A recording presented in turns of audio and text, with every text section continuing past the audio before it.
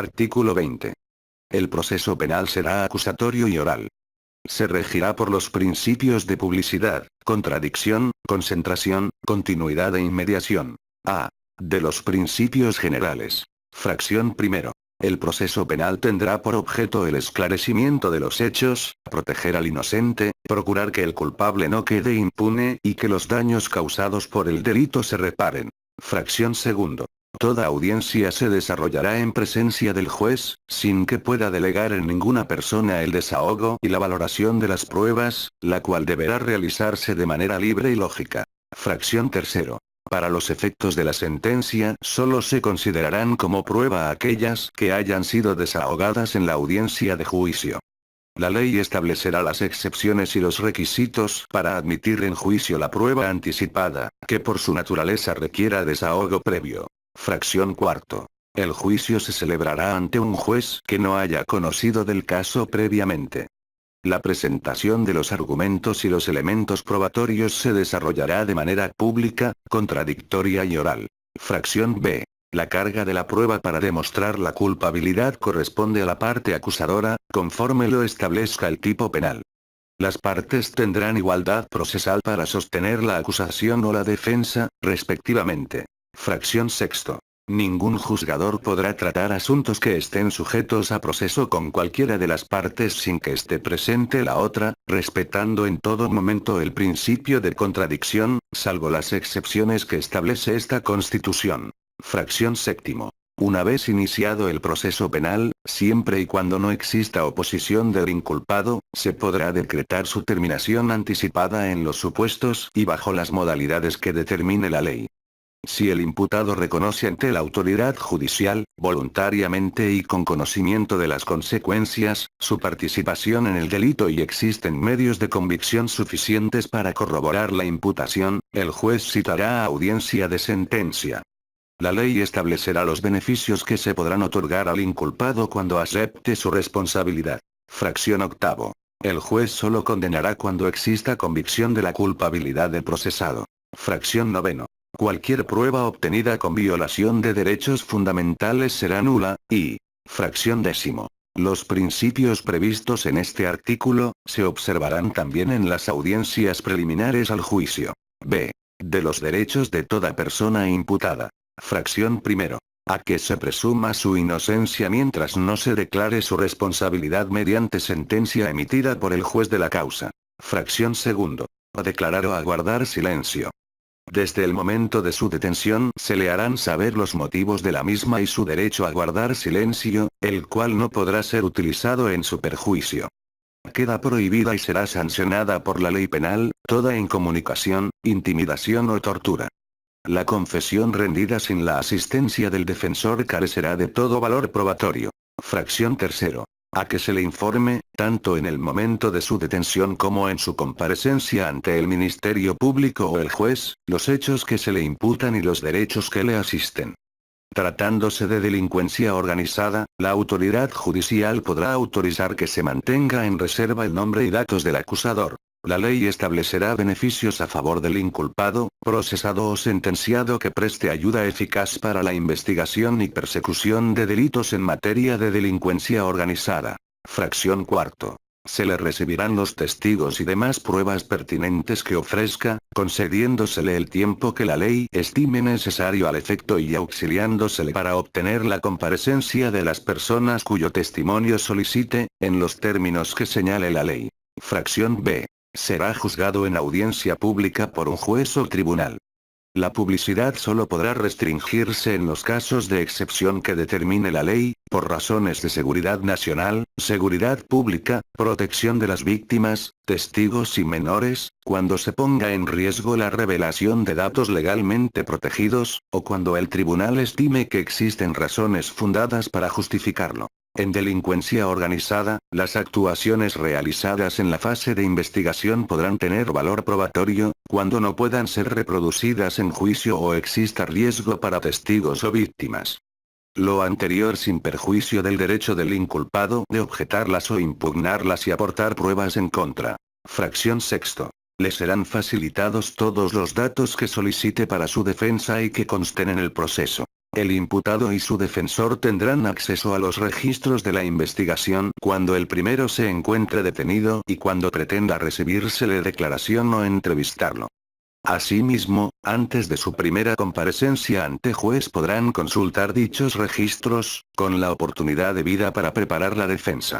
A partir de este momento no podrán mantenerse en reserva las actuaciones de la investigación, salvo los casos excepcionales expresamente señalados en la ley, cuando ello sea imprescindible para salvaguardar el éxito de la investigación y siempre que sean oportunamente revelados para no afectar el derecho de defensa. Fracción séptimo. Será juzgado antes de 4 meses si se tratará de delitos cuya pena máxima no exceda de 2 años de prisión, y antes de 1 año si la pena excediere de ese tiempo, salvo que solicite mayor plazo para su defensa.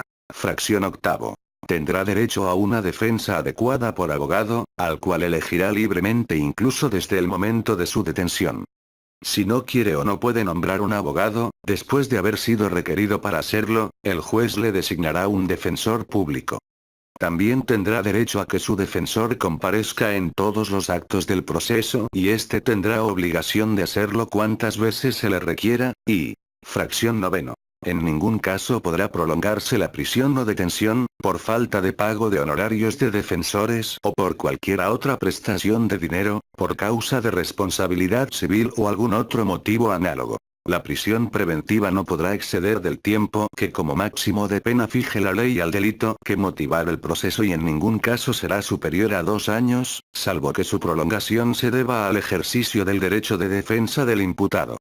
Si cumplido este término no se ha pronunciado sentencia, el imputado será puesto en libertad de inmediato mientras se sigue el proceso, sin que ello obste para imponer otras medidas cautelares. En toda pena de prisión que imponga una sentencia, se computará el tiempo de la detención. C. De los derechos de la víctima o del ofendido. Fracción primero. Recibir asesoría jurídica. Ser informado de los derechos que en su favor establece la Constitución y, cuando lo solicite, ser informado del desarrollo del procedimiento penal. Fracción segundo.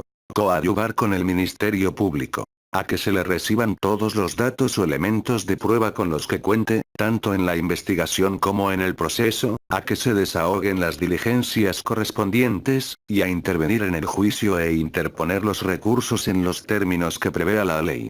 Cuando el Ministerio Público considere que no es necesario el desahogo de la diligencia, deberá fundar y motivar su negativa. Fracción tercero. Recibir, desde la comisión del delito, atención médica y psicológica de urgencia. Fracción cuarto. Que se le repare el daño. En los casos en que sea procedente, el Ministerio Público estará obligado a solicitar la reparación del daño, sin menoscabo de que la víctima o ofendido lo pueda solicitar directamente, y el juzgador no podrá absolver al sentenciado de dicha reparación si ha emitido una sentencia condenatoria. La ley fijará procedimientos ágiles para ejecutar las sentencias en materia de reparación del daño. Fracción B. Al resguardo de su identidad y otros datos personales en los siguientes casos. Cuando sean menores de edad. Cuando se trate de delitos de violación, trata de personas, secuestro o delincuencia organizada. Y cuando a juicio del juzgador sea necesario para su protección, salvaguardando en todo caso los derechos de la defensa. Párrafo reformado 14 de julio de 2011. El Ministerio Público deberá garantizar la protección de víctimas, ofendidos, testigos y en general todos los sujetos que intervengan en el proceso. Los jueces deberán vigilar el buen cumplimiento de esta obligación. Fracción sexto. Solicitar las medidas cautelares y providencias necesarias para la protección y restitución de sus derechos, y, fracción séptimo. Impugnar ante autoridad judicial las omisiones del Ministerio Público en la investigación de los delitos, así como las resoluciones de reserva, no ejercicio, desistimiento de la acción penal o suspensión del procedimiento cuando no esté satisfecha la reparación del daño. C. De erratas al artículo 2.6 de febrero de 1917. Artículo reformado 2 de diciembre de 1948, 14 de enero de 1985, 3 de septiembre de 1993, 3 de julio de 1996, 21 de septiembre de 2000, 18 de junio de 2008. Artículo 21. La investigación de los delitos corresponde al Ministerio Público y a las policías, las cuales actuarán bajo la conducción y mando de aquel en el ejercicio de esta función. El ejercicio de la acción penal ante los tribunales corresponde al Ministerio Público. La ley determinará los casos en que los particulares podrán ejercer la acción penal ante la autoridad judicial. La imposición de las penas, su modificación y duración son propias y exclusivas de la autoridad judicial. Compete a la autoridad administrativa la aplicación de sanciones por las infracciones de los reglamentos gubernativos y de policía, las que únicamente consistirán en multa, arresto hasta por 36 horas o en trabajo a favor de la comunidad.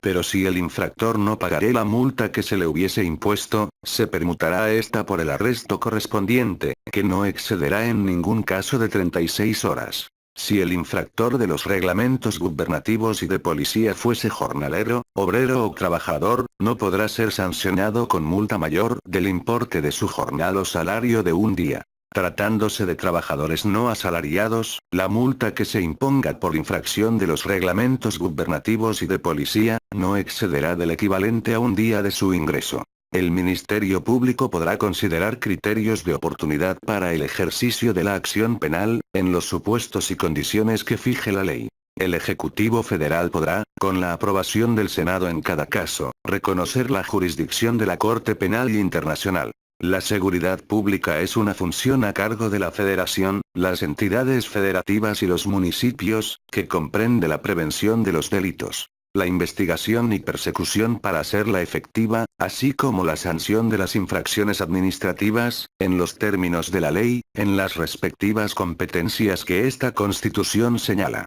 La actuación de las instituciones de seguridad pública se regirá por los principios de legalidad, objetividad, eficiencia, profesionalismo, honradez y respeto a los derechos humanos reconocidos en esta Constitución. Párrafo reformado 29 de enero de 2016. Las instituciones de seguridad pública serán de carácter civil, disciplinado y profesional. El Ministerio Público y las instituciones policiales de los tres órdenes de gobierno deberán coordinarse entre sí para cumplir los objetivos de la seguridad pública y conformarán el Sistema Nacional de Seguridad Pública, que estará sujeto a las siguientes bases mínimas. A. La regulación de la selección, ingreso, formación, permanencia, evaluación, reconocimiento y certificación de los integrantes de las instituciones de seguridad pública. La operación y desarrollo de estas acciones será competencia de la Federación, las entidades federativas y los municipios en el ámbito de sus respectivas atribuciones. Inciso reformado 29 de enero de 2016. B. El establecimiento de las bases de datos criminalísticos y de personal para las instituciones de seguridad pública. Ninguna persona podrá ingresar a las instituciones de seguridad pública si no ha sido debidamente certificado y registrado en el sistema. C. La formulación de políticas públicas tendientes a prevenir la comisión de delitos. D. Se determinará la participación de la comunidad que coadyuvará, entre otros, en los procesos de evaluación de las políticas de prevención del delito así como de las instituciones de seguridad pública. E. Los fondos de ayuda federal para la seguridad pública, a nivel nacional serán aportados a las entidades federativas y municipios para ser destinados exclusivamente a estos fines. Artículo reformado 3 de febrero de 1983, 31 de diciembre de 1994, 3 de julio de 1996, 20 de junio de 2005, 18 de junio de 2008. Artículo 22.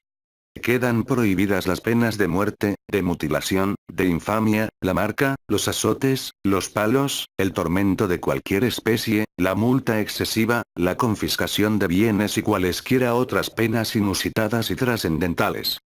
Toda pena deberá ser proporcional al delito que sancione y al bien jurídico afectado. No se considerará confiscación la aplicación de bienes de una persona cuando sea decretada para el pago de multas o impuestos, ni cuando la decrete una autoridad judicial para el pago de responsabilidad civil derivada de la comisión de un delito. Tampoco se considerará confiscación el decomiso que ordene la autoridad judicial de los bienes en caso de enriquecimiento ilícito en los términos del artículo 109, la aplicación a favor del Estado de bienes asegurados que causen abandono en los términos de las disposiciones aplicables, ni la de aquellos bienes cuyo dominio se declare extinto en sentencia. En el caso de extinción de dominio se establecerá un procedimiento que se regirá por las siguientes reglas. Fracción primero. Será jurisdiccional y autónomo del de materia penal. Fracción segundo. Procederá en los casos de delincuencia organizada, delitos contra la salud, secuestro, robo de vehículos, trata de personas y enriquecimiento ilícito, respecto de los bienes siguientes.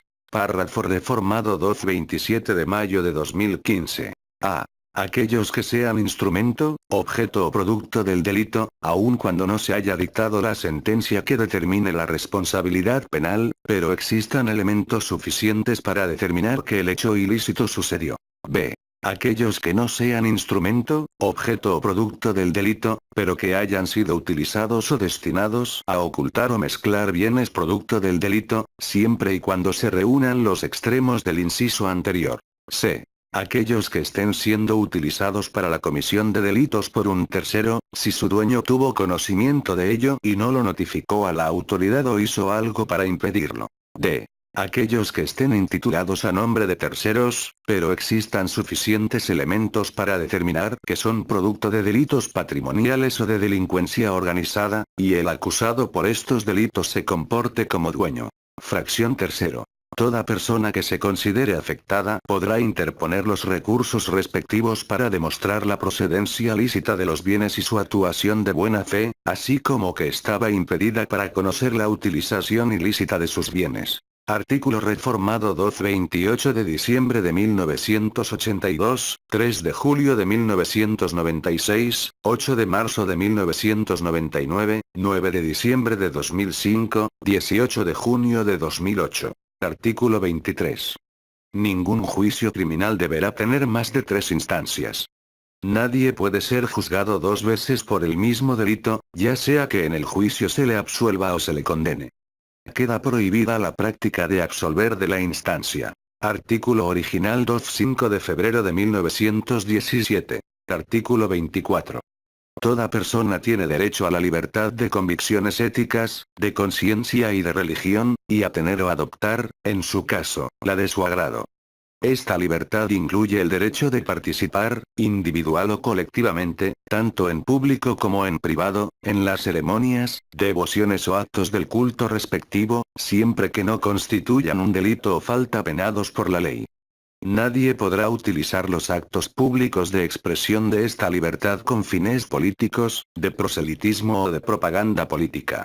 Párrafo reformado 2/19 de julio de 2013. El Congreso no puede dictar leyes que establezcan o prohíban religión alguna. Los actos religiosos de culto público se celebrarán ordinariamente en los templos. Los que extraordinariamente se celebren fuera de estos se sujetarán a la ley reglamentaria. Artículo reformado 2/28 de enero de 1992. Artículo 25. Corresponde al Estado la Rectoría del Desarrollo Nacional para garantizar que éste sea integral y sustentable, que fortalezca la soberanía de la nación y su régimen democrático y que, mediante la competitividad, el fomento del crecimiento económico y el empleo y una más justa distribución del ingreso y la riqueza, permita el pleno ejercicio de la libertad y la dignidad de los individuos, grupos y clases sociales, cuya seguridad protege esta Constitución.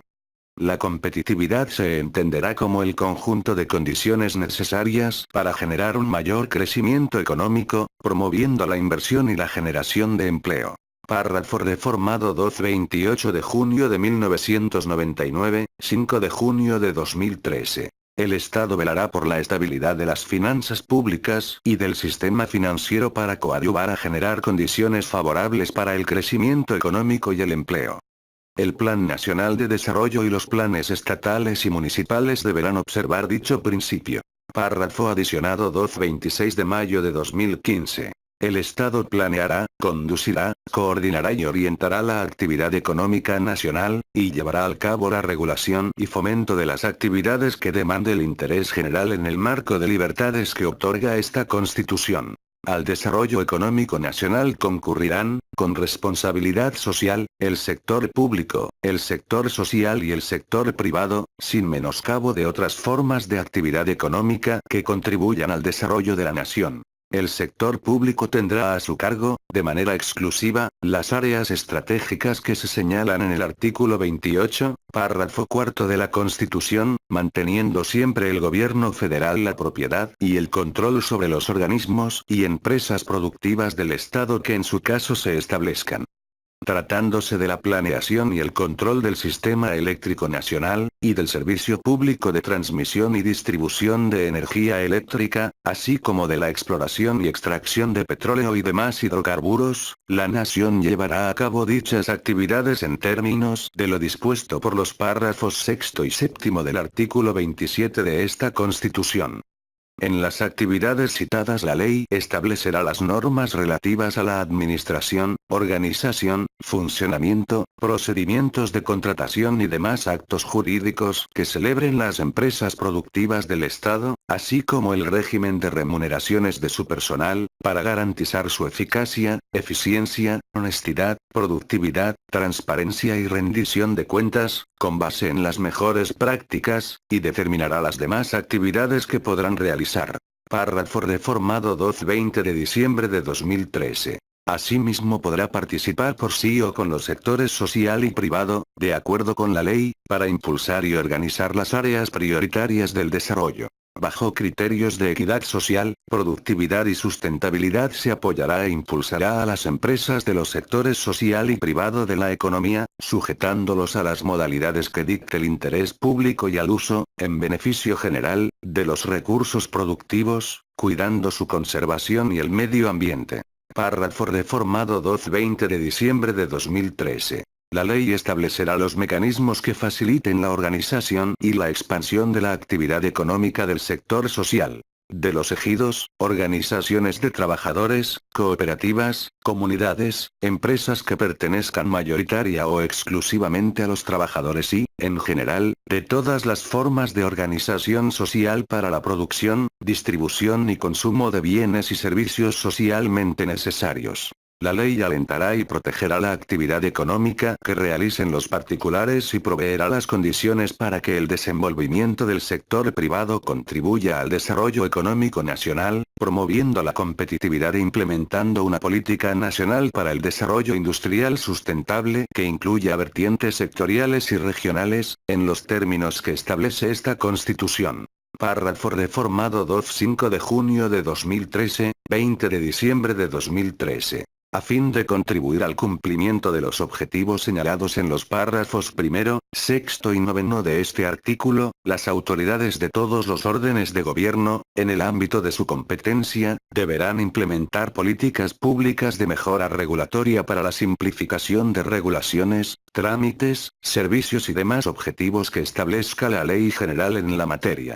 Párrafo adicionado 2-5 de febrero de 2017. Artículo reformado 2-3 de febrero de 1983. Artículo 26. A. El Estado organizará un sistema de planeación democrática del desarrollo nacional que imprima solidez, dinamismo, competitividad, permanencia y equidad al crecimiento de la economía para la independencia y la democratización política, social y cultural de la nación. Párrafo reformado 2-5 de junio de 2013. Los fines del proyecto nacional contenidos en esta Constitución determinarán los objetivos de la planeación. La planeación será democrática y deliberativa. Mediante los mecanismos de participación que establezca la ley, recogerá las aspiraciones y demandas de la sociedad para incorporarlas al plan y los programas de desarrollo. Habrá un Plan Nacional de Desarrollo al que se sujetarán obligatoriamente los programas de la Administración Pública Federal. Párrafo reformado 2-10 de febrero de 2014. La ley facultará al Ejecutivo para que establezca los procedimientos de participación y consulta popular en el Sistema Nacional de Planeación Democrática, y los criterios para la formulación, instrumentación, control y evaluación del plan y los programas de desarrollo. Asimismo, determinará los órganos responsables del proceso de planeación y las bases para que el Ejecutivo Federal coordine mediante convenios con los gobiernos de las entidades federativas e induzca y concierte con los particulares las acciones a realizar para su elaboración y ejecución. El Plan Nacional de Desarrollo considerará la continuidad y adaptaciones necesarias de la política nacional para el desarrollo industrial, con vertientes sectoriales y regionales. Párrafo reformado 5 de junio de 2013. En el sistema de planeación democrática y deliberativa, el Congreso de la Unión tendrá la intervención que señale la ley. Párrafo reformado 10 de febrero de 2014. B. El Estado contará con un Sistema Nacional de Información Estadística y Geográfica cuyos datos serán considerados oficiales.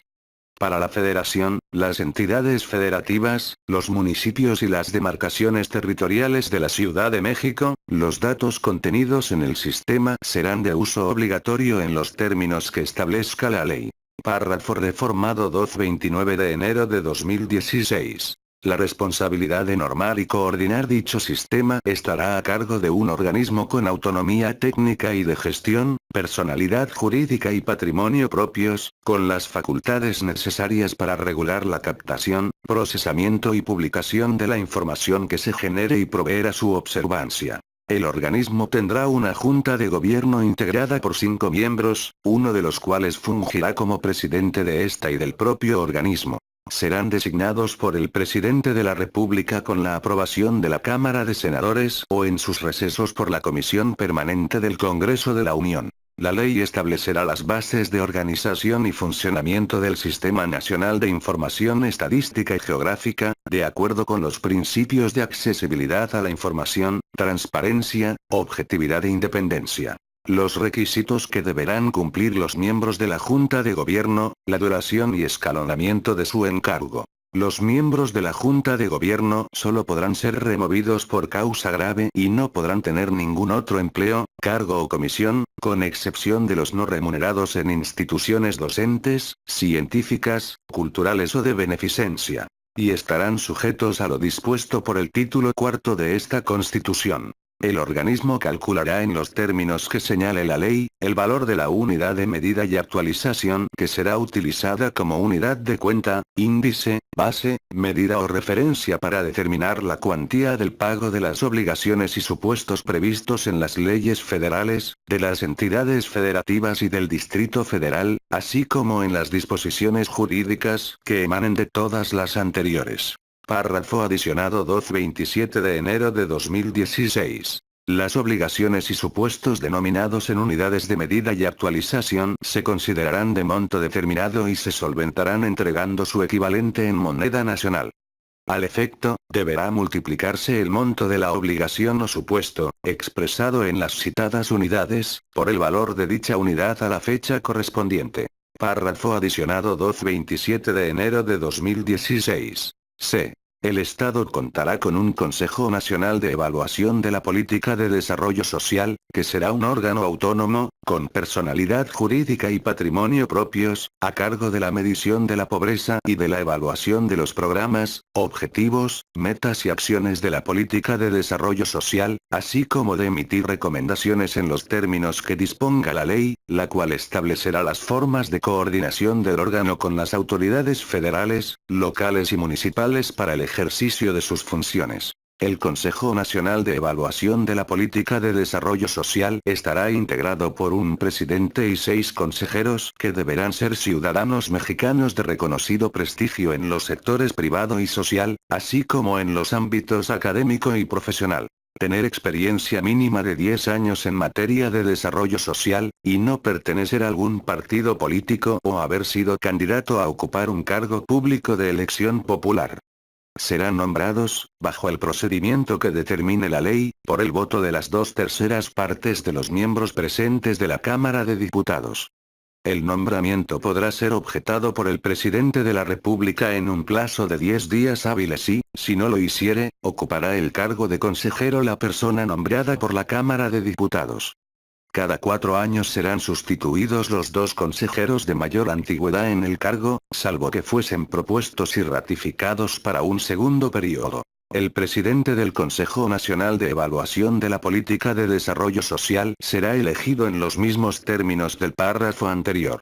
Durará en su encargo 5 años, podrá ser reelecto por una sola vez y solo podrá ser removido de sus funciones en los términos del título cuarto de esta Constitución. El presidente del Consejo Nacional de Evaluación de la Política de Desarrollo Social presentará anualmente a los poderes de la Unión un informe de actividades. Comparecerá ante las cámaras del Congreso en los términos que disponga la ley. Apartado adicionado 2-10 de febrero de 2014. Artículo reformado 2-3 de febrero de 1983, 7 de abril de 2006. Artículo 27.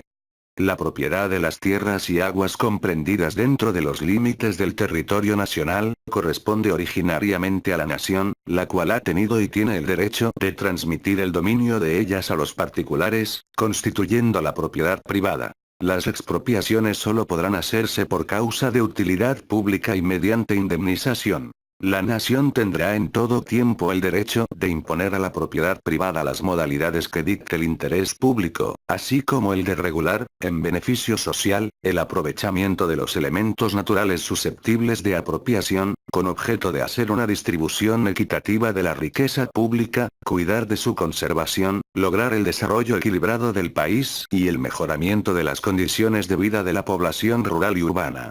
En consecuencia, se dictarán las medidas necesarias para ordenar los asentamientos humanos y establecer adecuadas provisiones, usos, reservas y destinos de tierras, aguas y bosques, a efecto de ejecutar obras públicas y de planear y regular la fundación, conservación, mejoramiento y crecimiento de los centros de población, para preservar y restaurar el equilibrio ecológico, para el fraccionamiento de los latifundios, para disponer, en los términos de la ley reglamentaria, la organización y explotación colectiva de los ejidos y comunidades, para el desarrollo de la pequeña propiedad rural, para el fomento de la agricultura, de la ganadería, de la silvicultura y de las demás actividades económicas en el medio rural, y para evitar la destrucción de los elementos naturales y los daños que la propiedad pueda sufrir en perjuicio de la sociedad.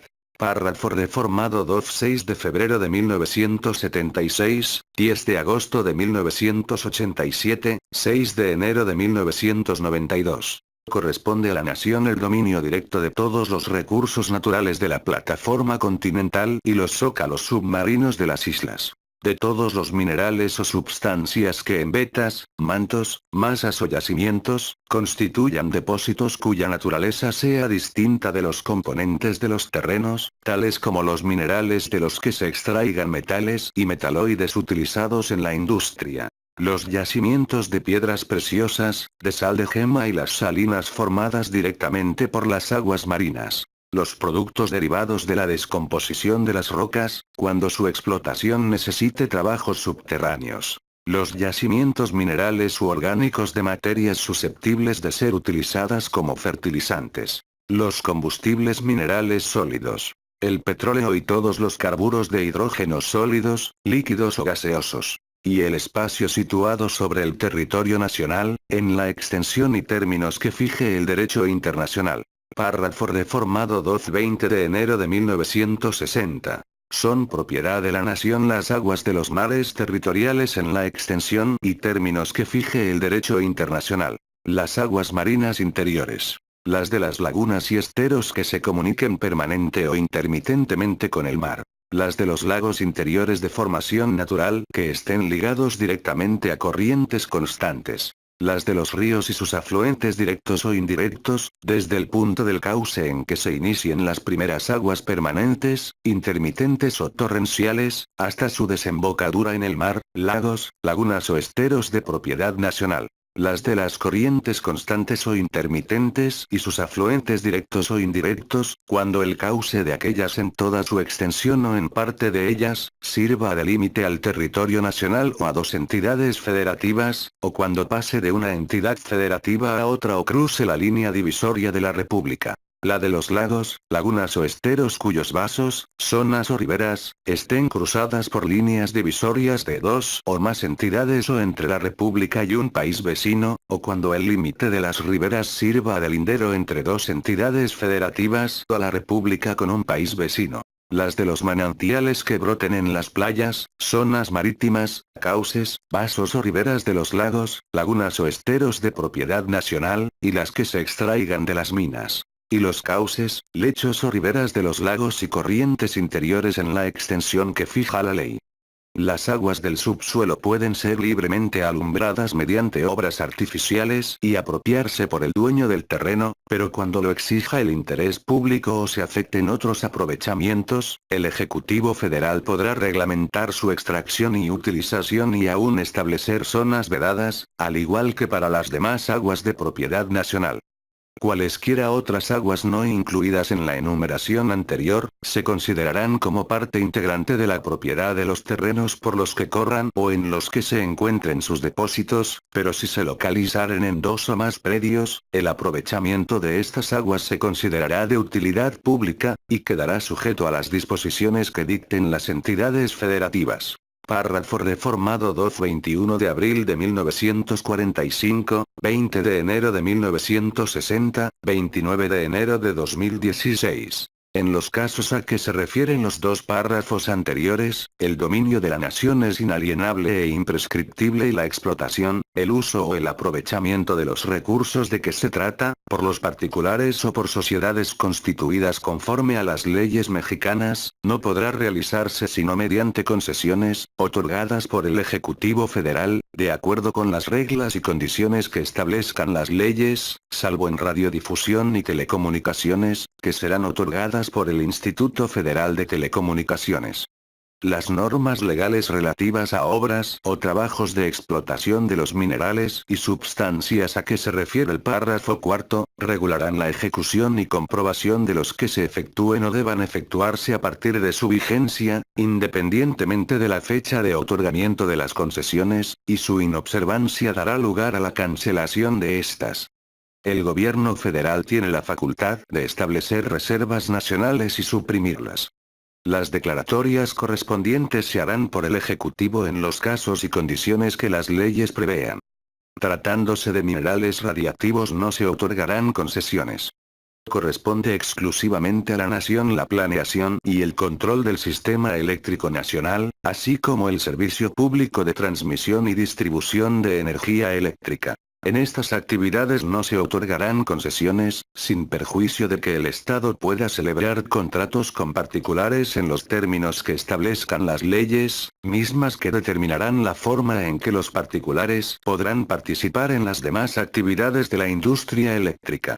Párrafo reformado 9 de noviembre de 1940, 20 de enero de 1960, 6 de febrero de 1975, 11 de junio de 2013, 20 de diciembre de 2013. Tratándose del petróleo y de los hidrocarburos sólidos, líquidos o gaseosos, en el subsuelo, la propiedad de la nación es inalienable e imprescriptible y no se otorgarán concesiones.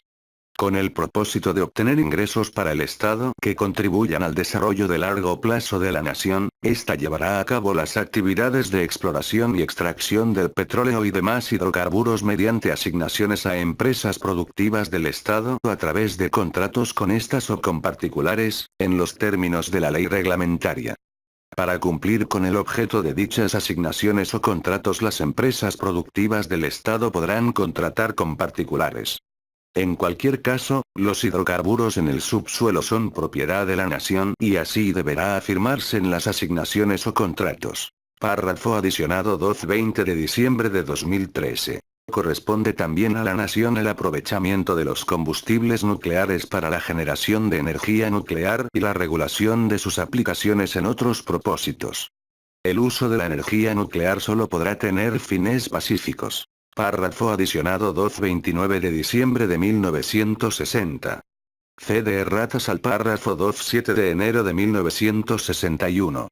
Reformado 2/6 de febrero de 1975. La nación ejerce en una zona económica exclusiva situada fuera del mar territorial y adyacente a este, los derechos de soberanía y las jurisdicciones que determinen las leyes del Congreso. La zona económica exclusiva se extenderá a 200 millas náuticas, medidas a partir de la línea de base desde la cual se mide el mar territorial.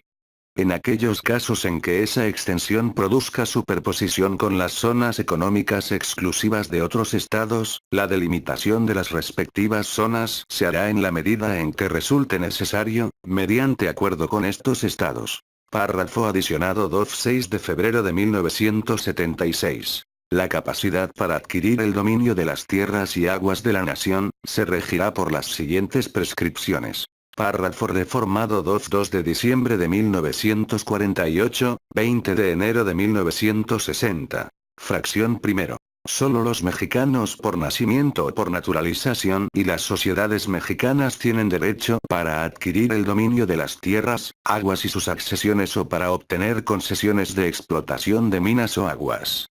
El Estado podrá conceder el mismo derecho a los extranjeros, siempre que convengan ante la Secretaría de Relaciones en considerarse como nacionales respecto de dichos bienes y en no invocar por lo mismo la protección de sus gobiernos por lo que se refiere a aquellos. Bajo la pena, en caso de faltar al convenio, de perder en beneficio de la nación, los bienes que hubieren adquirido en virtud del mismo.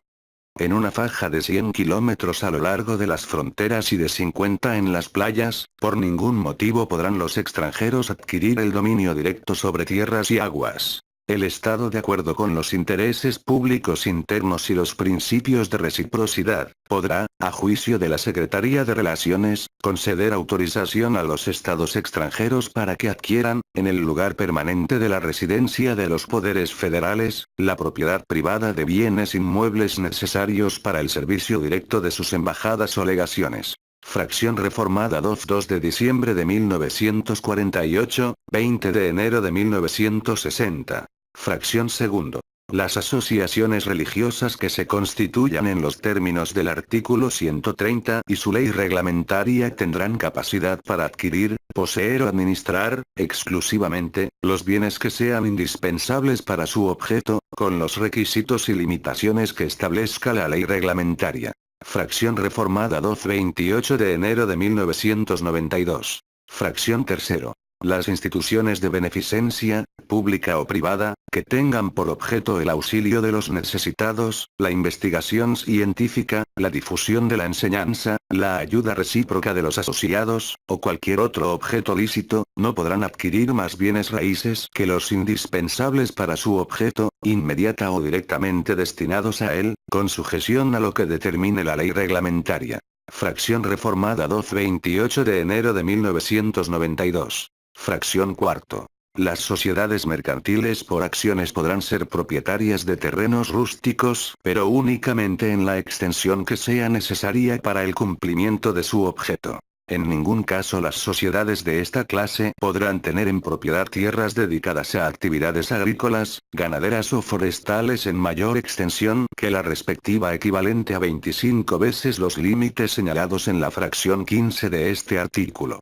La ley reglamentaria regulará la estructura de capital y el número mínimo de socios de estas sociedades, a efecto de que las tierras propiedad de la sociedad no excedan en relación con cada socio los límites de la pequeña propiedad. En este caso, toda propiedad accionaria individual, correspondiente a terrenos rústicos, será acumulable para efectos de cómputo. Asimismo, la ley señalará las condiciones para la participación extranjera en dichas sociedades. La propia ley establecerá los medios de registro y control necesarios para el cumplimiento de lo dispuesto por esta fracción. Fracción reformada 6 de enero de 1992. Fracción B. Los bancos debidamente autorizados, conforme a las leyes de instituciones de crédito, podrán tener capitales impuestos sobre propiedades urbanas y rústicas de acuerdo con las prescripciones de dichas leyes, pero no podrán tener en propiedad o en administración más bienes raíces que los enteramente necesarios para su objeto directo. Fracción sexto. Las entidades federativas, lo mismo que los municipios de toda la República, tendrán plena capacidad para adquirir y poseer todos los bienes raíces necesarios para los servicios públicos. Párrafo reformado 8 de octubre de 1974, 6 de enero de 1992, 29 de enero de 2016. Las leyes de la Federación y de las entidades federativas en sus respectivas jurisdicciones, determinarán los casos en que sea de utilidad pública la ocupación de la propiedad privada, y de acuerdo con dichas leyes la autoridad administrativa hará la declaración correspondiente.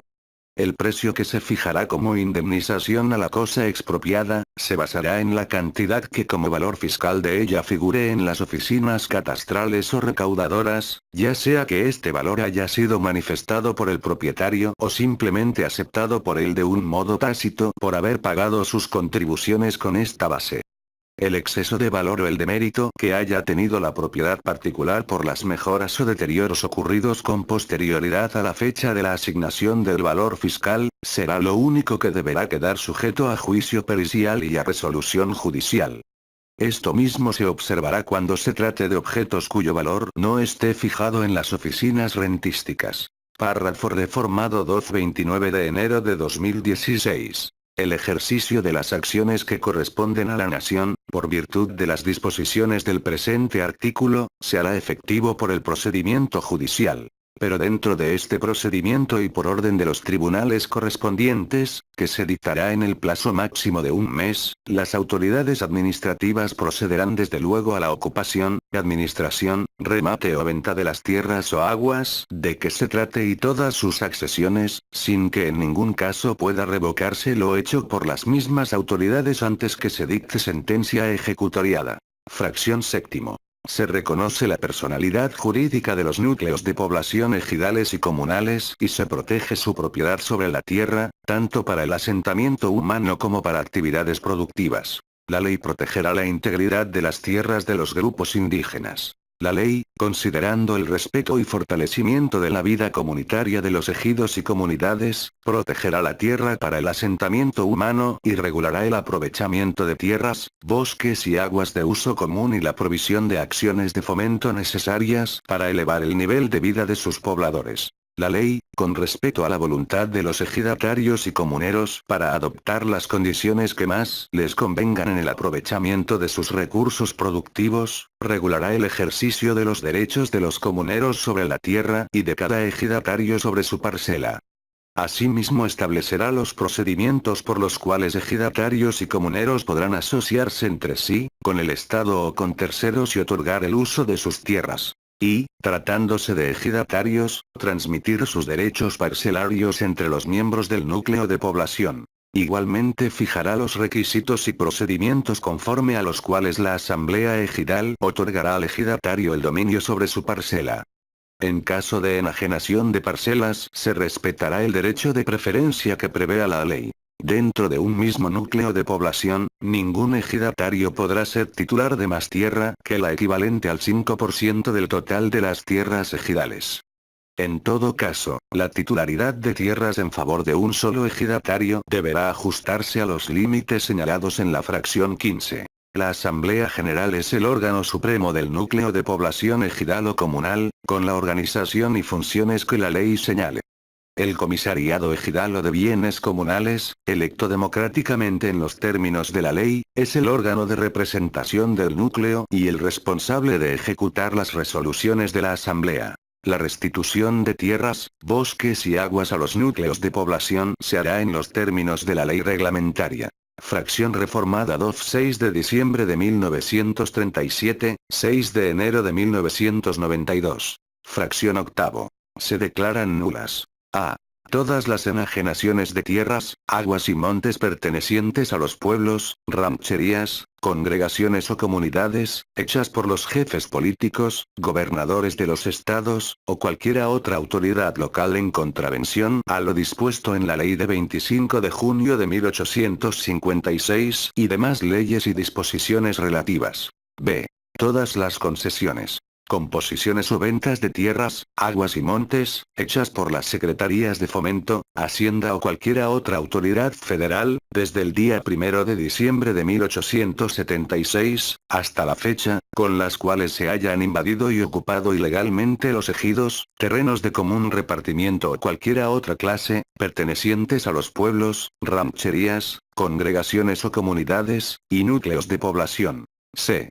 Todas las diligencias de apeo o deslinde, transacciones, enajenaciones o remates practicados durante el período de tiempo a que se refiere la fracción anterior, por compañías, jueces u otras autoridades de los estados o de la federación, con los cuales se hayan invadido u ocupado ilegalmente tierras, aguas y montes de los ejidos, terrenos de común repartimiento, o de cualquiera otra clase, pertenecientes a núcleos de población. Quedan exceptuadas de la nulidad anterior, únicamente las tierras que hubieren sido tituladas en los repartimientos hechos con apego a la ley de 25 de junio de 1856 y poseídas en nombre propio a título de dominio por más de 10 años cuando su superficie no exceda de 50 hectáreas. Fracción noveno. La división o reparto que se hubiere hecho con apariencia de legítima entre los vecinos de algún núcleo de población y en la que haya habido error o vicio, podrá ser nulificada cuando así lo soliciten las 3/4 partes de los vecinos que estén en posesión de 1/4 parte de los terrenos, materia de la división, o 1/4 parte de los mismos vecinos cuando estén en posesión de las 3/4 partes de los terrenos. Fracción décimo. Se deroga. Fracción reformada 12 de febrero de 1947. Derogada 6 de enero de 1992. Fracción 11. Se deroga. Fracción reformada 8 de octubre de 1974. Derogada 6 de enero de 1992. Fracción 12. Se deroga. Fracción reformada 8 de octubre de 1974. Derogada 6 de enero de 1992. Fracción 13. Se deroga. Fracción derogada 6 de enero de 1992. Fracción 14. Se deroga. Fracción reformada 12 de febrero de 1947. Derogada 6 de enero de 1992. Fracción 15. En los Estados Unidos mexicanos quedan prohibidos los latifundios. Se considera pequeña propiedad agrícola la que no exceda por individuo de 100 hectáreas de riego o humedad de primera o sus equivalentes en otras clases de tierras. Para los efectos de la equivalencia se computará 1 hectárea de riego por 2 de temporal, por 4 de agostadero de buena calidad y por 8 de bosque, monte o agostadero en terrenos áridos. Se considerará, asimismo, como pequeña propiedad, la superficie que no exceda por individuo de 150 hectáreas cuando las tierras se dediquen al cultivo de algodón, si reciben riego. Y de 300, cuando se destinen al cultivo del plátano, caña de azúcar, café, henequén, hule, palma, vid, olivo, quina, vainilla, cacao, agave, nopal o árboles frutales. Se considerará pequeña propiedad ganadera la que no exceda por individuo la superficie necesaria para mantener hasta 500 cabezas de ganado mayor o su equivalente en ganado menor, en los términos que fije la ley, de acuerdo con la capacidad forrajera de los terrenos. Cuando debido a obras de riego, drenaje o cualesquiera otras ejecutadas por los dueños o poseedores de una pequeña propiedad se hubiese mejorado la calidad de sus tierras, seguirá siendo considerada como pequeña propiedad, aun cuando, en virtud de la mejoría obtenida, se rebasen los máximos señalados por esta fracción, siempre que se reúnan los requisitos que fije la ley. Cuando dentro de una pequeña propiedad ganadera se realicen mejoras en sus tierras y éstas se destinen a usos agrícolas, la superficie utilizada para este fin no podrá exceder, según el caso, los límites a que se refieren los párrafos segundo y tercero de esta fracción que correspondan a la calidad que hubieren tenido dichas tierras antes de la mejora. Fracción reformada 12 de febrero de 1947, 6 de enero de 1992. Fracción 16. Se deroga. Fracción derogada 6 de enero de 1992. Fracción 17. El Congreso de la Unión y las legislaturas de los estados, en sus respectivas jurisdicciones, expedirán leyes que establezcan los procedimientos para el fraccionamiento y enajenación de las extensiones que llegaren a exceder los límites señalados en las fracciones cuarto y XB de este artículo. El excedente deberá ser fraccionado y enajenado por el propietario dentro del plazo de 1 año contado a partir de la notificación correspondiente. Si transcurrido el plazo el excedente no se ha enajenado, la venta deberá hacerse mediante pública almonera. En igualdad de condiciones, se respetará el derecho de preferencia que prevea la ley reglamentaria. Las leyes locales organizarán el patrimonio de familia, determinando los bienes que deben constituirlo, sobre la base de que será inalienable y no estará sujeto a embargo ni a gravamen ninguno. Fracción reformada 8 de octubre de 1974, 6 de enero de 1992. Fracción 18.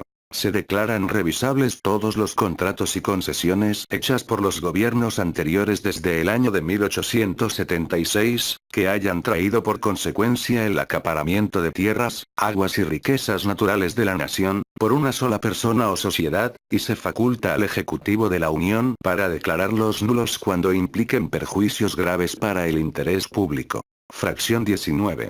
Con base en esta Constitución, el Estado dispondrá las medidas para la expedita y honesta impartición de la justicia agraria, con objeto de garantizar la seguridad jurídica en la tenencia del SIC 3 de febrero de 1983, tierra ejidal, comunal y de la pequeña propiedad, y apoyará la asesoría legal de los campesinos. Son de jurisdicción federal todas las cuestiones que por límites de terrenos ejidales y comunales, cualquiera que sea el origen de estos, se hallen pendientes o se susciten entre 2 o más núcleos de población, así como las relacionadas con la tenencia de la tierra de los ejidos y comunidades. Para estos efectos y, en general, para la administración de justicia agraria, la ley instituirá tribunales dotados de autonomía y plena jurisdicción, integrados por magistrados propuestos por el Ejecutivo Federal y designados por la Cámara de Senadores o, en los recesos de esta, por la Comisión Permanente. Párrafo adicionado 6 de enero de 1992. La ley establecerá un órgano para la Procuración de Justicia Agraria, y párrafo adicionado 6 de enero de 1992. Fracción adicionada 3 de febrero de 1983.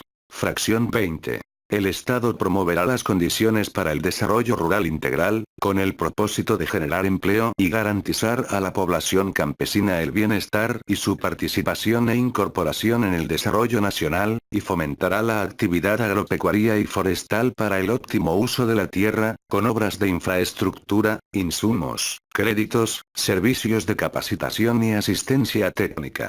Asimismo expedirá la legislación reglamentaria para planear y organizar la producción agropecuaria, su industrialización y comercialización, considerándolas de interés público. El desarrollo rural integral y sustentable a que se refiere el párrafo anterior, también tendrá entre sus fines que el Estado garantice el abasto suficiente y oportuno de los alimentos básicos que la ley establezca.